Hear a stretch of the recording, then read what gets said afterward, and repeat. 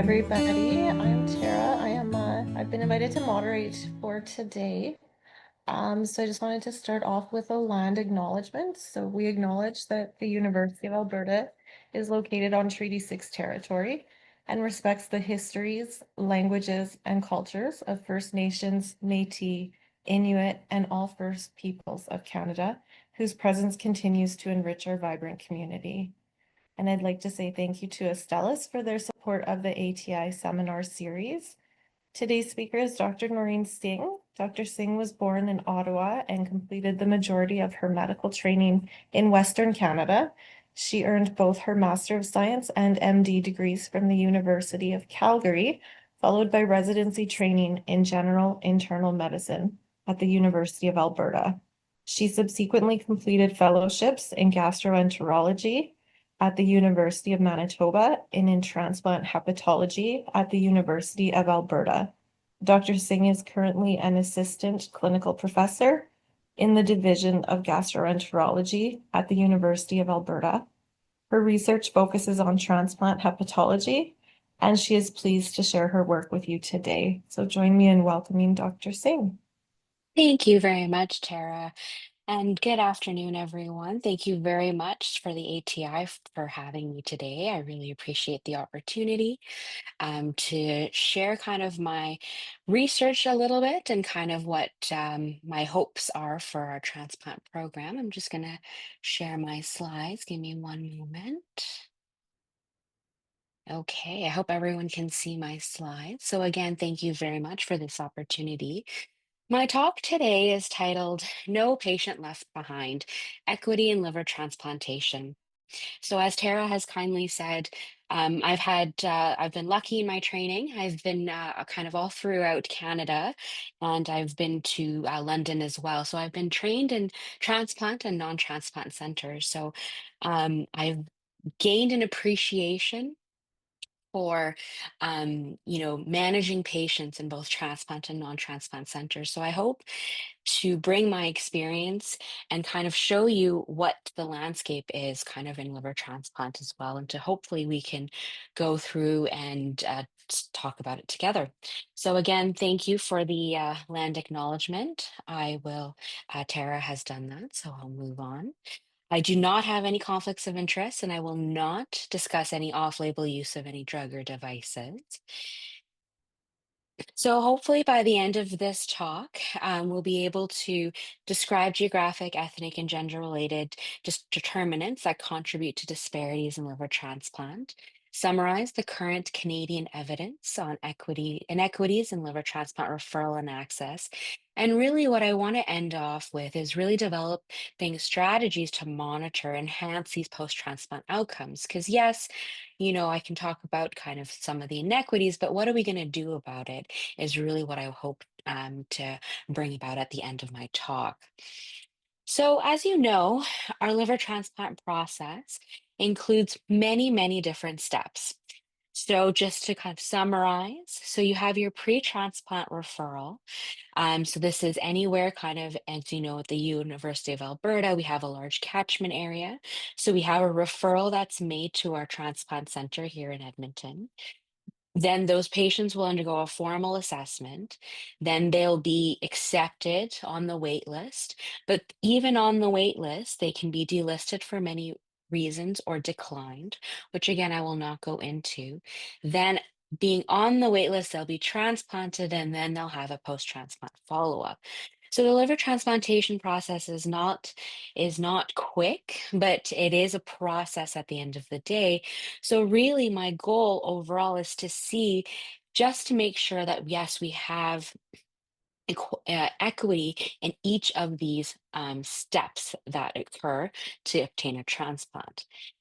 Now, I must remind you that in Canada, we have 6 transplant centers. So this is a great map that I have found on the Canadian Institute for Health Information. As a reminder, there's a transplant center in Halifax, Toronto, London, Montreal, Edmonton, and Vancouver. So Edmonton is Canada's second largest transplant center, followed by with Toronto being the first. And Edmonton, as I mentioned, has a large catchment area. We service Saskatchewan, we service Alberta, sometimes BC, and then we do service the Northwest Territories as well, and Yellowknife. So we do have a large catchment area, and and so it's really making sure that we can service this large population as well. So we're going to talk about kind of moving on from to geographical disparities first. So as I mentioned in my training, I've been lucky enough to train in transplant and non-transplant centers. So I went to Toronto, which, as we know, is a large transplant center, Winnipeg, which is not a transplant center, but we would send our patients to Toronto, for example. And then luckily, I was in the London, UK as well at King's College, which is one of the worldwide center for transplant. So I do have an appreciation of the hard work for each of these centers and how we're trying to care for our patients so we can get, for example, a liver transplant as quickly as possible. But there are geographical disparities, and this has been extensively researched throughout worldwide. There have been noticed interregional differences in access to liver transplantation, and there's been studies in the United States, Spain, United Kingdom, France, Taiwan, Brazil. So this is definitely not a unique disparity. It is commonly known worldwide. And so why does this happen? So, one of the reasons that were found was living in urban versus rural areas. A review by Yilma et al. In 2023 did say that if you live in a rural region, you're 20.9% less likely to undergo a liver transplant evaluation, 14% less likely to get waitlisted, and 20% less likely to receive a liver transplant than patients from an urban area. And in fact, if you live greater than 150 miles from a transplant center, you have about a 20% increased overall mortality. Why is that? There could be lower rates of referral, particularly those without a transplant center. Neighborhood poverty could be one of the factors as well. And in fact, again, this is from the States, patients who reside in higher income neighborhoods have higher education, so likely might seek healthcare earlier. They have non-Medicaid insurance, which again is not an issue in Canada, but something to think about in the States. Those patients are actually more likely to have a liver transplant. And then, as I mentioned, access to specialist care. A UK study in 2024 did reveal those who are at a transplant center or a more specialized center, they tend to receive um, receive a transplant assessment quicker than those who are not. So again, this is not a unique issue in Canada, but has been known to have an issue worldwide. What about Canadian data? So there is a study in Atlantic Canada that was done in 2012. And what they did, so Halifax, as I had mentioned, it is a transplant center and it's been providing services. It's a multi-organ transplant since 1985. In 2002, they had to pause their transplant until about 2004 due to surgical manpower. So, what they did actually from 2004 to about 2009, they actually assessed, is there a disparity among patients from Nova Scotia, New Brunswick, Newfoundland, or PEI? Again, as I mentioned, their transplant center is in Halifax. So they had about a 5 years worth of data. And so I'm hoping to kind of go through that right now with you. So as you can see here, what they have, it's a kind of a busy table, but I'll go through it right now. So you have the provinces here. I hope you can see my cursor.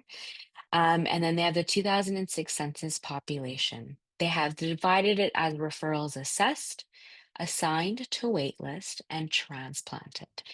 So referrals assessed, as you can see here, about 53.7 patients were referred from Nova Scotia, compared to 28.2% in New Brunswick, compared to 13.7 in Newfoundland, and then PEI was 4.4. So What they've basically found is once you actually there is a lag in the patients who are being assessed for transplant. Now, whether that be access to specialist care, awareness. However, once you're on the wait list or once you're transplant, it doesn't matter from the city or the rural area that you come from. So their wait list outcomes were not different in terms of mortality, probability of receiving a transplant, or even the wait time to a transplant. So all of that has objective, um, it's objectively done and it has no bearing on where you are, but really it's the time to transplant, the time to get assessed is really what the delay is. So they did show here, again, another graph showing the here on the y-axis estimated proportion of surviving compared to time on the wait list, with blue being the non-rural and small town resident versus the rural and small town resident. So as you can see here, really it doesn't matter once you get the graft or even being on the wait list, your mortality remains the same. It's really getting there and getting assessed is the disparity. Similarly to the graft as well.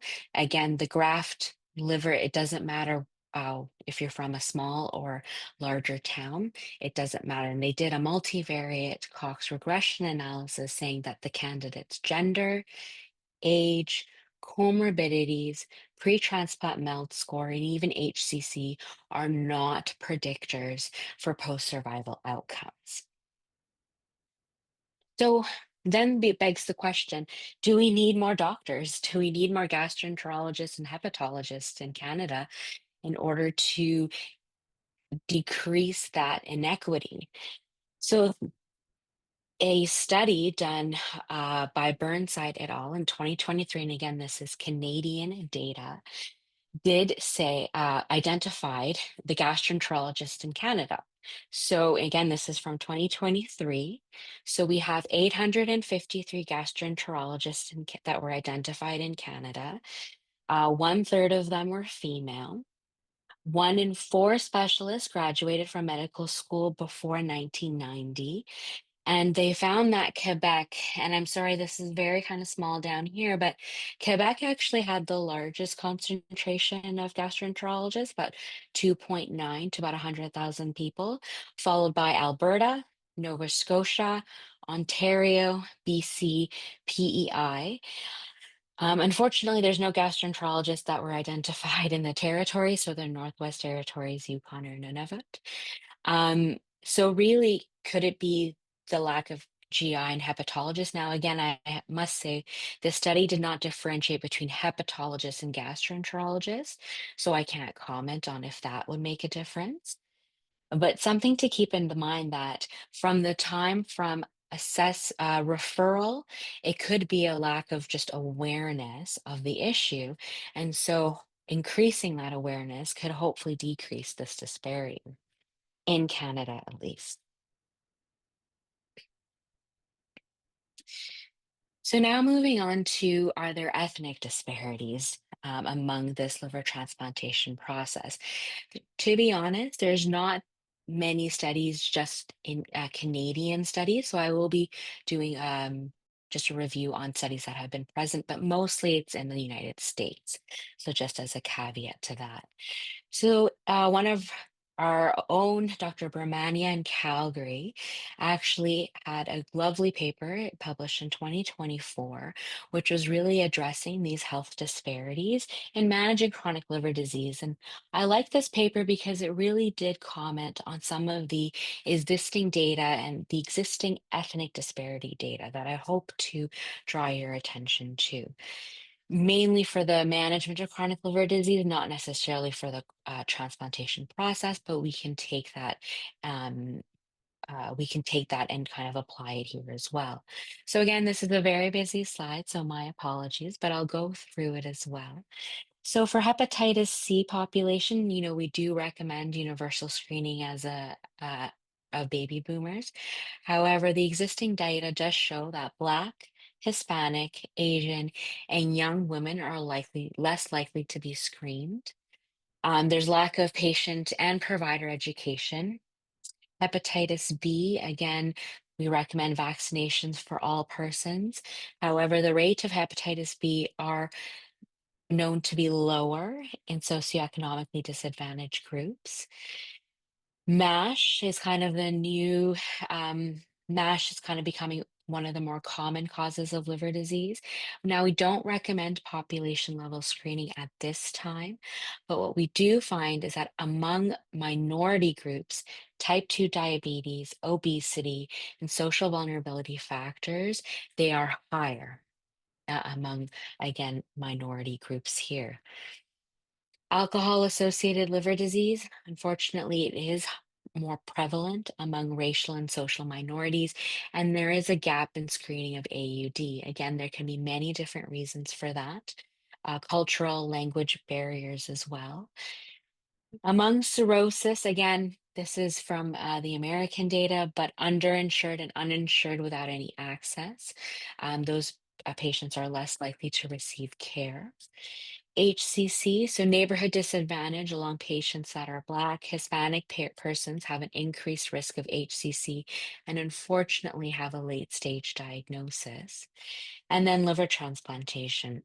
Again, in general, we recommend patients with a MELD of over 15 or exception pathway to be referred for liver transplant. However, the existing data shows that Black, Hispanic are less likely to be referred or waitlisted due to less access to healthcare, lower socioeconomic status, and lower health literacy. And in fact, Black patients comprise only 20% of recipients of liver transplant and have a worse graft and overall outcome. Palliative care, again, late referrals for minority patients.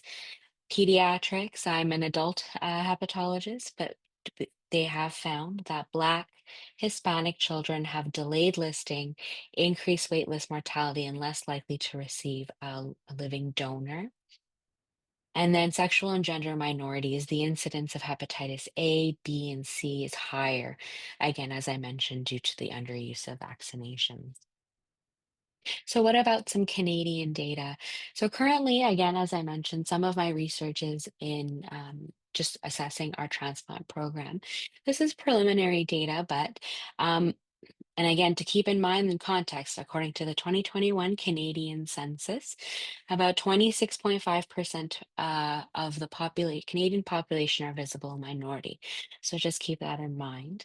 But in our program, so looking at the data from 2015 to December of 2024, we transplanted about 312 Caucasians, so comprised about 63.29%. Asians were about 7.2%. Other was 10.7, and unfortunately, a few there were unknown, meaning we don't have a good idea for the race, was 18.2%. So it's quite a bit. But just to keep in mind that actually our own data is actually somewhat similar to the Canadian census data. So it's not more than the other, but keep in mind, keep tuned for upcoming research about this, that I'll be delving into this a little bit more. My personal passion is looking at gender disparity, which is kind of what I will be moving on to next. So again, looking at is there any really disparities among women and men in access to liver transplantation? So what I will kind of go through is really assessing kind of the referral process, like the preoperative, perioperative, and postoperative, if there's any disparities in liver transplantation for gender. Now, there are differences, there are hormonal differences, as we know. There's differences in chronic liver disease because for example, with menopause, the fall of estrogen causes a rapid increase in pro-inflammatory cytokine levels. So this can lead to increased fibrosis. So we do find that in general, estrogen has a protective role, but once you're in menopause, then that actually increases the risk of getting MASH as well. So most postmenopausal women do have higher rates of MASH cirrhosis compared to men.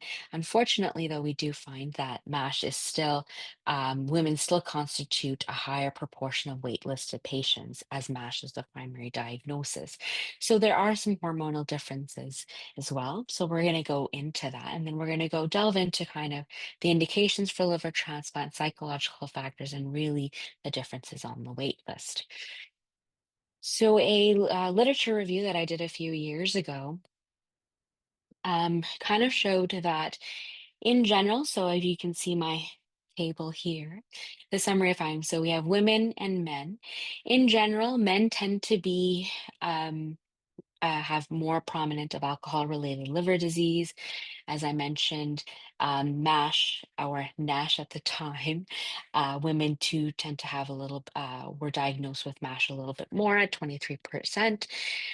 Women do comprise more of the autoimmune liver diseases, so that's AILD or cholestatic diseases. So, for example, your PBCs at 23% and 9%. HCV was similar, and then other. Um, and women are diagnosed with more psychiatric comorbidities, 44% compared to 27% of men. Now, again, um, uh, that could be for many different reasons. For example, women tend to be more communicative about it. Men do not. They might have a few more social supports. Again, men might not. So there are many different factors, but generally, women tend to be diagnosed with more psychiatric comorbidities. And really, what I want to draw your attention to is the mortality. Women tend to have a higher MELD score, greater than 20, 33% compared to 13%. And then what happens on the wait list, as I mentioned. So here again, we have a graph here. So so you have your cumulative incidence of women to men. So in, my apologies, it's not that bright, but in red here is the female and in blue is the male. So men tend to receive a transplant than women. And then the waitlist mortality or clinical deterioration. So what this means is that once men and women are on the transplant, unfortunately, women, for again, many different reasons, which I'll allude to later on, tend to have a higher waitlist mortality or they become too sick on the transplant list compared to men. Again, this is data from the United States. However, looking at transplants from 2005 to 2012. Furthermore, again, similar graph here. These are delisted patients due to clinical improvements. It's not that statistically significant, but females in general could be delisted for clinical improvement. But again, it's not statistically significant there. And then alive and awaiting transplant, again, not statistically significant, but men and women have the same rates for that.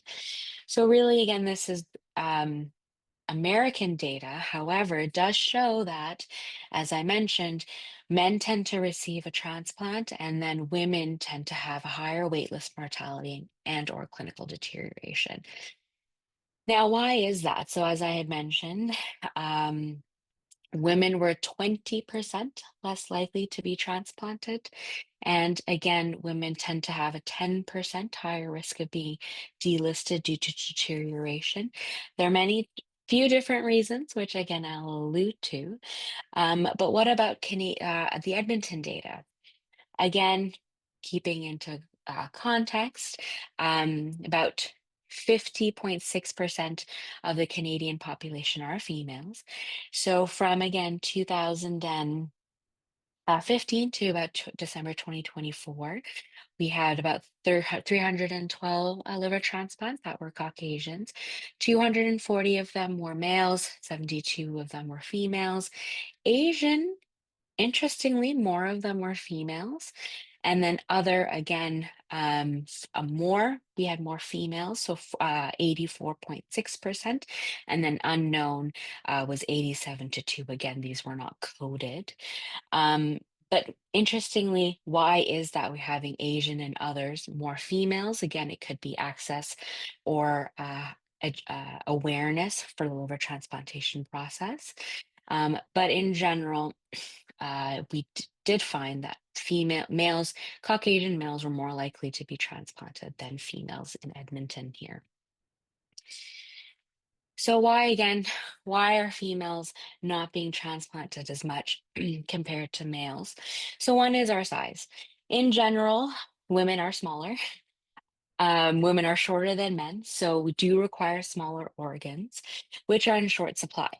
And many times, women are sharing that small organ with the pediatric population.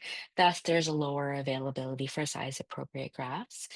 About 72% of women have a shorter stature, so less than 166 centimeters, which unfortunately does result in a higher rate of delisting from the wait list as well. So you're on the wait list, you're unfortunately waiting for an organ for probably a little bit longer, just because we have lower availability. Furthermore, this study also revealed that men tend to get more exception points than women. We do have a policy here, of course, that we have um, that is regardless of gender. However, as I mentioned, women tend to have more autoimmune liver diseases. And so then they tend to be underestimated, if that makes sense, and how sick they are. So in general, men tend to receive a few more of those exception points. Women also tend to have lower MELD score for the same degree of illness because of the lower creatinine. So again, this is a busy graph here, but what we did find in red, again, was the females versus the males. Women tended to receive about 1 to 2.4 creatinine-derived MELD points, with men with a similar GFR. Again, this is with the MELD score, and then the MELD sodium score, not the MELD 3.0, which I will talk about later. But that creatinine, which tends to be lower in female because we don't have the same amount of muscle mass, so then your overall MELD score tend to be lower. And in fact, actually, a study, um, this was a great study by Allen et al. In 2018, actually showed that even if you get 1 or 2 MELD points, it actually increases your liver transplant access. So here we have on the y-axis your number of transplants, and on the x is the allocated MELD at transplant. And really, I understand this is a busy graph here, but what they basically showed is that even if you were to receive 1 or 2, or females, 1 or 2 MELD points, it actually either will increase your score, so you go from 20 to 24, but your chances of receiving a transplant do increase. So then that will bring to my point of kind of our changes because of some of these studies, which stay tuned, it'll come up in a few slides. So that was really our referral kind of process, some of the disparities that could occur there. Now we're going to talk about kind of the perioperative and postoperative disparities, again, from a gender disparity perspective. So again, the literature review that I did a few years ago did show that there are perioperative complications, unfortunately. So female sex was associated with a longer ventilation time and a longer hospital stay. Now, this could be because women tend to be a little bit more sicker going into transplant, and so then likely their perioperative and postoperative will be likely longer as well.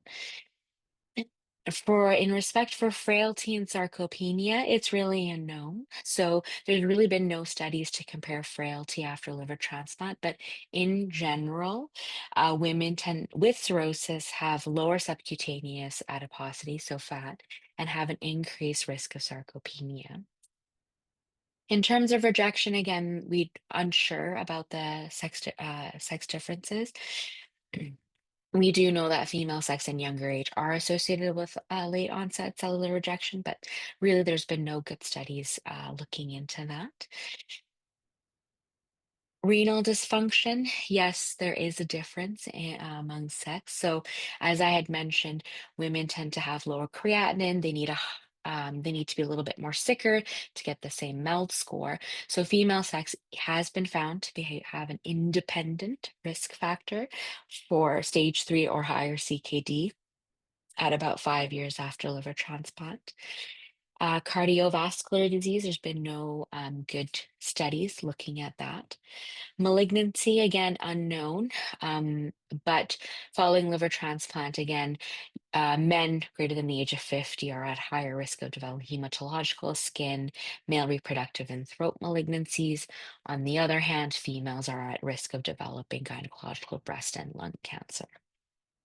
And then graft liver failure and death, again, there have been varying studies, but nothing concrete. In general, women undergoing liver transplant did have lower rates of graft failure and death. And then female sex is an independent predictor for 90-day mortality following transplant. Again, could be because sometimes they're just sicker going into transplant. But really, there's been no good studies looking at that have seen any graft survival differences after adjusting for the graft quality. Unfortunately, one or two studies did show that younger African American women had a 45% greater risk of graft loss. Again, this was a study from the States, so there could be many different factors playing into this, but just to keep that in mind. But overall, in general, there's been no good studies to say that there is a gender difference for graft failure and death. They tend to be quite similar. So the last half hour, I've talked about um, some of the inequities, um, mainly geographical, ethnic, and gender, that have been seen again worldwide, and I've alluded to a few Canadian studies as well. But really, I hope to kind of end off our talk on what can we do about it and what have we done in order to mitigate some of these. So some of the proposals. So Dr. Brahmania, again in the review, proposed a few implementation strategies in 2024. Please keep in mind, again, these strategies will take years, but I wanted to highlight a few proposals that I will talk about. One of them is increasing living donor rates. And then really also implementing the telehealth and electronic health record dashboard, particularly those in non-transplant centers. So our colleagues in Saskatchewan, for example, or in the territories, especially during COVID, we can use telehealth and really just communication through that to see if we can identify these at-risk patients and then bring those patients, you know, quickly to a transplant center. But really, I want to talk about a few of these proposals. Again, there's a lot of them, and again, they'll take years, but I wanted to highlight a few. So let's talk about living donor transplant. So this is data from the Canadian Institute for Health Information. So it's a great website actually for getting organ donation just across Canada. So here's we have the deceased donation rate. So Canada ranks 13. In Canada, we're in the world. Compared to Spain, which is first, and the US, which is second. And then living donation, Canada ranks 14 in the world, with Turkey, Republic of Korea, Saudi Arabia being first and second, respectively. Now, again, this could be cultural differences, societal norms as well, again, which I won't get into, but we're about 14th in the world in terms of living donation rate. How about in Canada itself? So, again, this is a lovely um, uh, graph from the Canadian Institute for Health Information, just highlighting here in kind of that light green at the top was the rate of living donation in Canada from 2014 to 2023, excluding Quebec. But as you can see here, Canada still, most of our liver transplantations are still deceased donor grafts compared to living donation. But really, it's been studied very extensively, and it has been found that living donation is good. It's great, and we should be encouraging that, particularly in certain cases. So, for example, women are actually found to have a significant disadvantage without a living donor. Women with only access to deceased donor, which were much more unwell than men, independent of the liver disease at the time of listing. So, really, particularly women, as I'd mentioned before, the donor pool for women tend to be smaller. But if you increase the living donor pool, then they're actually at an advantage because they're just increasing the availability. The rate of receiving a transplant in men from a living donor is 1.3 times higher. So again, still beneficial in men as well. And then the rate for receiving a living donor in women is 1.92 times higher. So again, very um, very beneficial to encourage a living donor. And again, using this might help mitigate some of these disparities as well. So as I mentioned, Toronto is actually one of the largest transplant centers in Canada, and they've uh, recently published their data, 20-year data from 668 living donor transplants that were done. And they did find that living donor transplantation had lower MELD, spent less time on the wait list, and less time as an inpatient, especially among those with autoimmune liver disease. And again, I had mentioned women tend to have more autoimmune liver disease. So, really, living donor has benefits for men and women as well. And then they had published their dropout probability. So, as I had said, the women do tend to have a higher rate of waitlist dropout, either due to clinical deterioration. But really, if you're waiting for a living donor, as I had mentioned, really their rates are very low, as you can see here in gray. So there is benefit of pursuing kind of living donor. How about the University of Alberta data? Dr. Shapiro had actually given a great talk just in the last year about this. So I won't get into that, but really the patient survival was comparable to deceased at 94.8% at 1 year compared to 93.4, and the graft as well, 88.7% compared to 90.3. So really one of the ways we can mitigate some of these disparities is by encouraging more living donor.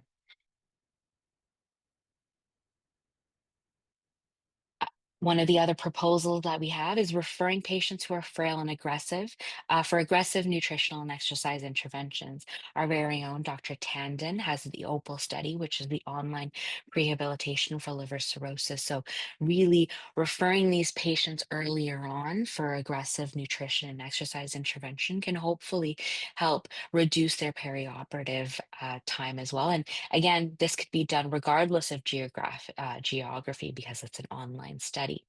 And then, really, as I had mentioned before, using alternative MELD scores. So there has been some comments for the MELD that were used. So there have been alternative proposals. So for MELD Grail, Gima, the MELD Sarcopenia, or the MELD 3.0. So I wanted to kind of go through the MELD 3.0 score as a proposal. So as we know, MELD has been there since 2002, and there's been many different iterations over the years because we're just trying to finesse it. And more recently, in 2023, Kim et al. Had introduced kind of the MELD 3.0. So why do we change the meld or want to try to finesse it over time? Well, it's been shifting over time. And in fact, the percent of liver transplant, as I said, over time, we're now transplanting older patients. So here, as you can see, in red are the patients from 50 to 64 years old. That's been generally high. But over here, we're transplanting patients over the age of 65, more and more compared to there's been a little bit of a dip between 30 to 49. But really, what I want to draw your attention is MELD is changing, just like our population of liver transplant recipients are changing. There's also been a changing in epidemiology. So as we know, we have great treatment now for hepatitis C in yellow here, and the indication for a liver transplant for hepatitis C has dropped considerably versus alcoholic liver disease, and MASH has gone up, for example.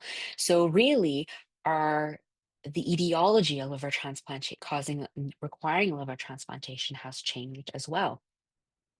So, what is the MELD? Now, I want to caveat this by saying the MELD 3.0 wasn't developed only to help women. It's really helped to mitigate some of the sex disparity, but it also improves the prediction for the overall population level. So, if you have, for example, a lower creatinine in patients with malnutrition or sarcopenia, which a lot of our patients will have, it in fact helps the entire population. So, again, it's good for, yes, women, but also just in general for the entire population as well. It is also relevant because of the changing demographics of chronic liver disease as well. Because an abnormal creatinine, for example, now we're having more and more MASH patients. Well, they can have more kidney dysfunction, right, due to diabetic or hypertensive nephropathy. So, really, MELD will take into account kind of the changing etiology of liver disease, but as well will help those patients who will tend to have a lower creatinine.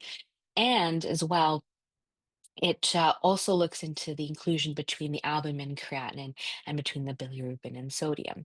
So there have been studies, mainly by Kim et al. In 2021, who have shown that by reclassifying the MEL, so again, this table 3, there have been more up categorizations. So as you can see here, again, this is a very, I'm just going to go through this table here, but really what I want to draw your attention to is they looked at over 5,000 patients. And what they found was that these patients here in red were all up categorized. So meaning that if they had a score of only 6 to 9, for example, using the old MEL, they were then up categorized to 10 to 19, for example. So really, they had a benefit of the population in general. And in fact, this had equated to looking at the death as well. So if you had a higher MELD score, for example, then if you're up categorized, then you're more likely to receive a liver transplant because you are sicker. And so then hopefully the rate of death will decrease. So overall, the MELD 3.0 was actually more beneficial for a population as a whole. So that's kind of why the University of Alberta has now implemented, and now we are using the MEL 3.0 as our objective measurement for liver transplant and referral. And then post-operatively looking at immunosuppression levels, renal function, doing sex-based screening for malignancy, but really more data is needed for post-operative differences. So that research should be underway as well. So, some of my take home messages. So, there are geographical barriers that are present. In Canada, we do have limited data, but being assessed for liver transplantation is unfortunately lower among non transplant centers. So, what can we do to help? We can encourage living donor, increase education and screening, increase education among healthcare providers, and really using the 3.0 MEL 3.0, which has already been implemented at the University of Alberta, and research is forthcoming in our group. So, I hope with that, if you have any questions, I'll be happy to take them. Thank you very much for your time, and I'll be welcoming any questions.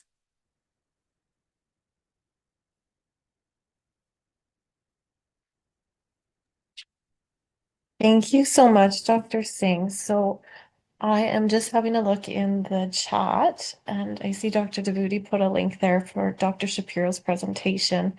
I don't see any questions there. I'm a little shocked that there's no questions after all of that stuff that you just spoke about. So maybe I'll just leave it here for a minute to see if we have anybody that's going to come up with a question for you.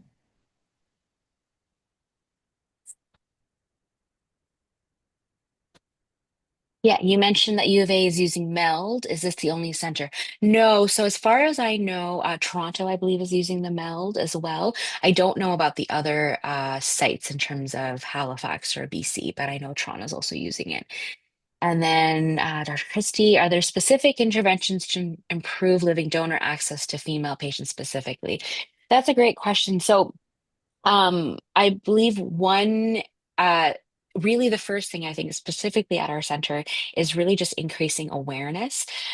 So have talking to patients kind of beforehand when we actually assess them for transplant or say, hey, you need a transplant, is really giving them kind of more brochures and giving them more information about that. Now, in families, again, what has been found in the research that women, because they generally tend to support families a little bit more, tend are more likely to be a living donor transplant than men, again, for various reasons.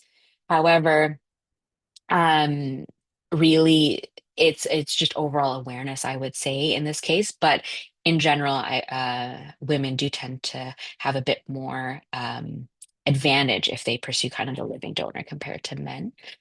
Oh, great. Now we have a lot of questions. How many centers are using MEL 3.0 worldwide from Donna? That's a great question as well. I'm not sure about that, but that's a good question about using MELD. When I was in the UK, they didn't actually use MELD. They had their own UK scoring. So in different centers, they don't necessarily use the MELD. The MELD is mostly used for in North America as well. Uh, can you think of innovative ways to accelerate donor and recipient assessment in community practice with referral to a specialist being a bottleneck? Exactly. And that's a great question. So that's kind of where hopefully my research and my plans will be in the future is during COVID. So for example, when I was in Winnipeg, we used telehealth. And so they would send their patients to Toronto, for example, but we would try to use telehealth to do a lot of the assessment in Winnipeg beforehand. So, for example, all the imaging, the social work consults, and all of that kind of done in Winnipeg before, and then send them down for them to be formally assessed. But really, I would say telehealth and then awareness among the gastroenterologists and hepatologists at in all of these community sites to hopefully accelerate this process. Now, we are lucky in Saskatchewan. In the past 10 years, we do have more hepatologists and transplant hepatologists that have now started working. So I expect that our data, especially in the last few years, that assessment process should be less because we are getting more transplant hepatology trained physicians there. But I agree, not everyone is transplant hepatology trained. So increasing the awareness among gastroenterologists as well will be necessary. That is interesting that mounts. Yes. Again, not everywhere, but I haven't looked at the worldwide data and I can't think of that off the top of my head. Thank you very much for all those questions. Are there any more questions or anything that I missed?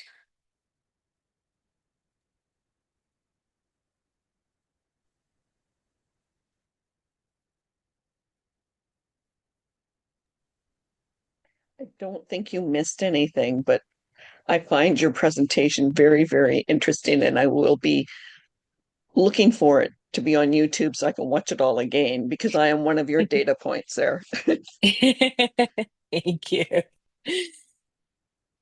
Thank you. Thank you very much for all those questions. They were great, Donna.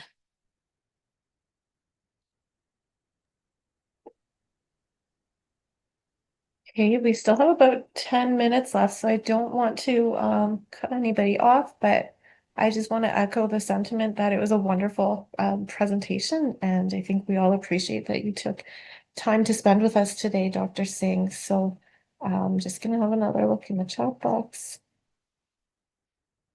Some thank yous.